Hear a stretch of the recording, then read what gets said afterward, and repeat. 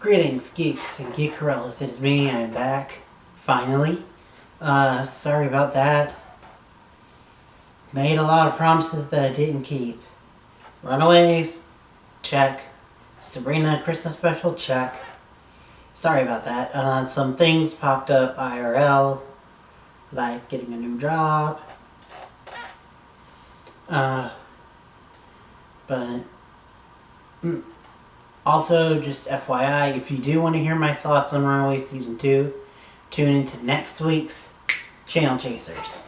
On Mr. J's Reviews, we will be going live 9 o'clock our time on Saturday. So tune in. But anyway, we're here to talk about another young person show. Actually, Syfy's new show, Deadly Class, based on a different comic book, a more indie comic book. And I gotta say, holy crap, guys. I literally have no connection to the comics, and I freaking love this pilot. It's so weird and different, but I love it. It's kind of like if you mix that BBC show Misfits with Kingsman and added like the gang elements from like Sons of Anarchy, but also added some stylistic points from like Drive. To go into any further detail, I'd have to spoil, so here's your spoiler warning, guys. If you haven't seen it, go watch it, then come back and tell me what you think in the comments down below. Alright, so let's get into this. So our story focuses around Marcus, a young guy in the 60s?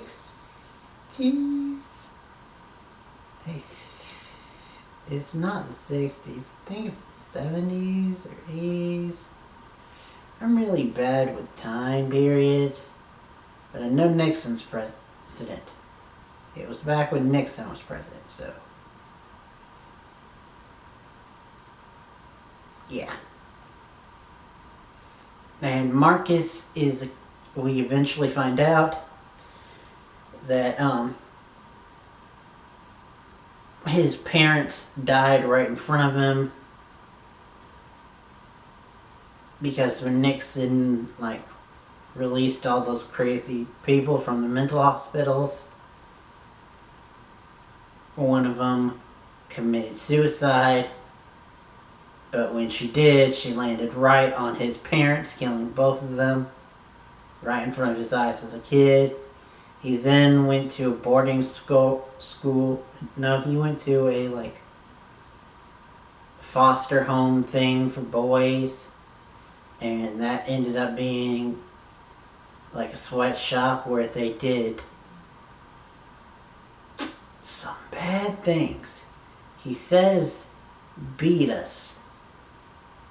And then he pauses and says other stuff, so I'm likely to think some not so savory things that would make even a nun say kill those bastards. And so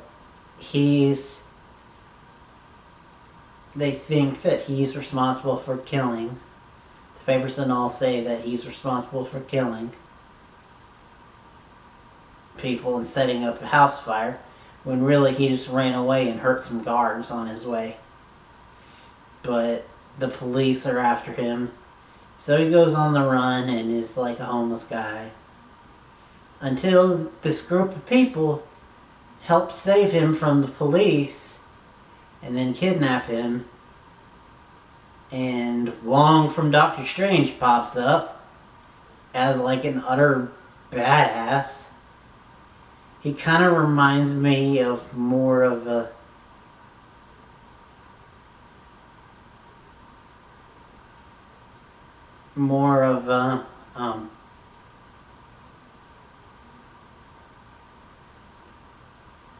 not as elegant version of Harry from Kingsman.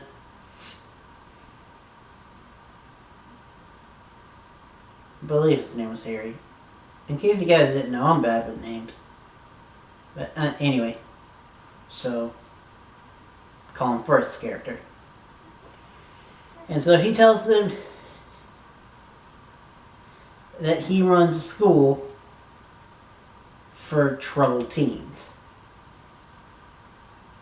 And no, I'm not talking about the X-Men or Hogwarts. No. It's basically legacies if supernatural things didn't exist and they were just murderous. They were just assholes who knew how to murder. So this dude who looks like a Billy Idol missing McCulkin brother dude who I believe his name is Billy actually his father is a mobster and he kind of takes it upon himself to befriend Marcus because Marcus does join the school and he gets hazed. No one likes him. They think that he's a baby killer and that he's a rat, which in this world, in this like universe, sub-universe, being a rat is not you ratted on. You didn't like tell the police about someone's crimes. It's you don't belong to any gangs.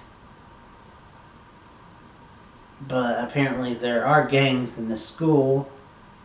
One of which is the cartel, ran by Chico. Asshole. Sorry, it's just an involuntary thing with that dude. Because he is a grade A douchebag. But then you got his girlfriend, Maria, which... Whew,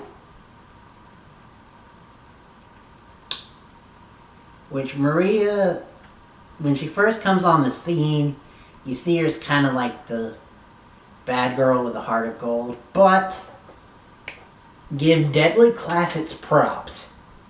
They broke a record. Fastest time of liking a bad girl with a heart. Before then, the record I believe was Legacies with Penelope, where it wasn't until like episode 4 or 5 that you started to really like her. Anywho, back to this. You then got the Yakuza, which the girl who's in charge of that, who Marcus likes her, like he kind of has a crush on her. But also he likes Maria, and Maria likes him. To try to sum up shit, because a lot of stuff happened. Chico wants to be his ass, so he's like, okay, I'll run for it. And he runs. But then Willie, I believe that's his name, we find out that even though he's been like this big, tough guy, he's actually a pacifist. So he helps Marcus with a school assignment to kill the hobo asshole who was ruining Marcus's life and stole the picture of his parents. Marcus kills him, and decides to go back to school because, in his words, where else would I go? But Wong's like, you got a place here. You can't let killing all these people get to you. And now he has a home. And that's basically the episode. Though I do want to point out one other couple other things is I believe his name is Boris. He's clearly related to the Russian mob.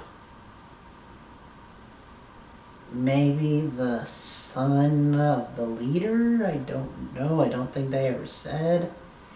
But he was a cool one-off character, but really the best thing about his character was that it bounced off probably my favorite side character, which, lo and behold, me liking a goth. Surprise, surprise. But yeah, it's the local goth of the school, Petra, who is... We don't really find out here, but I found out through Wikipedia, so if you don't want to know, maybe skip a couple seconds ahead. She's the daughter of the leader of a death cult. So... cool. But I like her.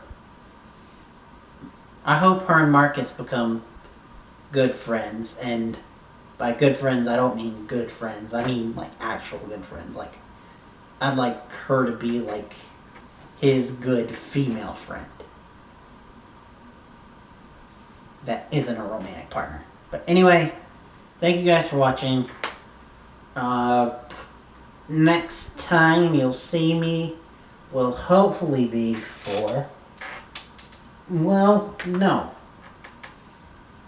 Next time you see me will be for Doctor Who. It's back for its